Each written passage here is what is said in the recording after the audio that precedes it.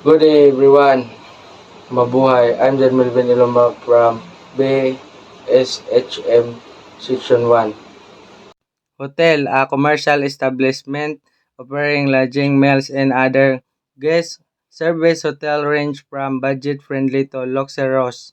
Condo, a sort of the condominium. These are individually owned units within a largest building or complex. Owner may rent them out a vacation property. Motor hotels, as also known as motels, these are designed for the motorized, offering convenience, parking, and easy access to rooms. Hence, a similar establishment providing lodging open with a warmer atmosphere than hotels. They may also offer meals. Apartment, a self-contained housing unit in a building available for short or long-term rental, ideal for extended stay with more space and amenities like kitchen.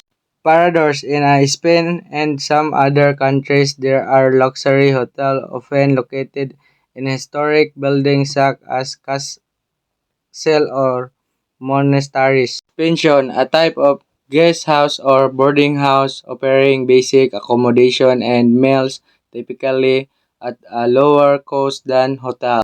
Bed and breakfast, a small lodging establishment offering overnight accommodation and breakfast, typically operated by private hosts. Hostel, budget-friendly accommodation, often with shared dormitory-style rooms, communal facilities, and a focus on social interaction. Campground, outdoor areas where people can camp overnight, either in tents, RVs, or cabins with varying level of amenities. Health spa, facility offering relaxation, wellness, and therapeutic service, often including lodging, fitness, and beauty treatment. Private homes, house rented out by owner, providing a more personal and often spacious lodging experience. Popular through platform like Airbnb